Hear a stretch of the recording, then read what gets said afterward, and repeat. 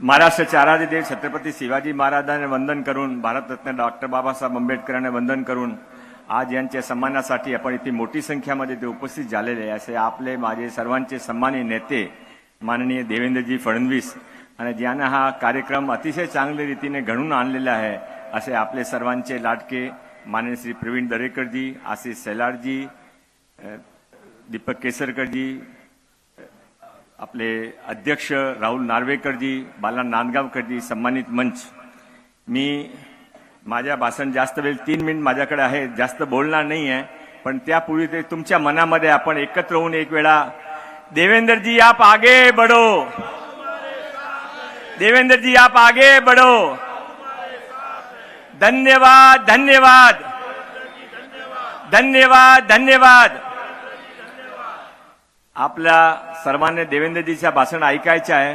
अमृत नोनी ortho plus, ये एक प्रूवन फॉर्मूला है। इसमें मौजूद नोनी फल के गुण और आयुर्वेदिक जड़ी बूटियां शरीर को जरूरी पोषक तत्व देने के साथ साथ हड्डियों और जोड़ों के घिसने, उनमें होने वाले सूजन और दर्द को रोकने में मदद करता है। दर्द मुक्त जीवन के लिए अमृत नोनी ऑर्थो प्लस। पण आपण सर्व इथे देवेंद्रजीचे अभिनंदनासाठी धन्यवाद देण्यासाठी एकत्र आलेला आहे। हा सर्व जे काही घडून आणलेला आहे ते आपले प्रवीण दरेकरजीने प्रयत्नातून जाणलेलं आहे। मी 5 वर्षापासून पाहत आहे। मी भगवान रामचे हनुमान कसे होते मी पाहिले नाही, पण देवेंद्रजीचे हनुमान कसे आहे तो ते प्रवीण दरेकरजी आहे।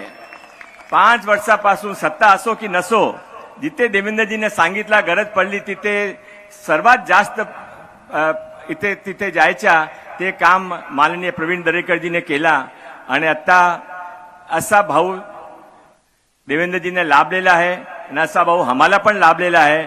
देवेंद्रजी, प्रवीण दरेकरजीचा सर्व हा मोठा परिवार आहे।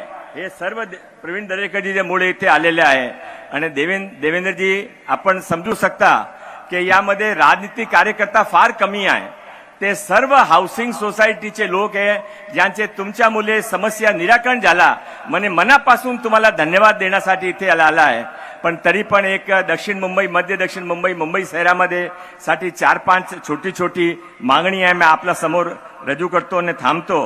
एक सर्वांचं म्हणणं आहे की ते SRAचे जुनी इमारती जे विकासक लोकल ते रहिवासी होते त्याने काढले, ते घरामध्ये ते प्लॉट रिकामी करून घेतला, 1-2 वर्ष भाडा दिला, आता भाडा देत नाही। ते सर्व थकीत भाडा आता पूर्वी म्हाडाने भरावा आणि नंतर ज्यावेळी तुम्ही ते डेव्हलपमेंटसाठी कोणी पुढे येईल त्यावेळी ते रेव्हेन्यू म्हणून ते वसूल करावा। पण जे लोक घर सोडून गेले त्याने भाडाची व्यवस्था सरकारने करावी।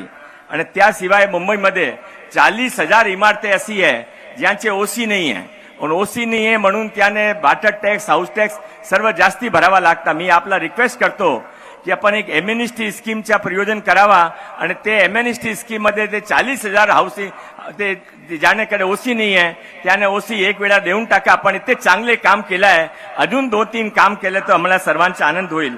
ते जे एक NTC, LIC, BPT या जगे सेंट्रल गव्हर्नमेंटची जगेमध्ये ते म्हाडाचे कानून, महाराष्ट्र सरकारचे कानून मानत नाही।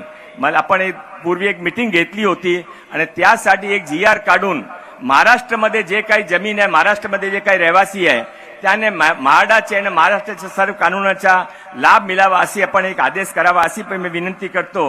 आणि परत एक विनंती आहे की जे आपले जुनी इमारती आहे, पंतप्रधान योजना दी PMGPची फार जुनी इमारती या भागामध्ये आहे, त्यासाठी एक 100 करोडचा स्पेशल फंड आपण लगेच सँक्शन करावा।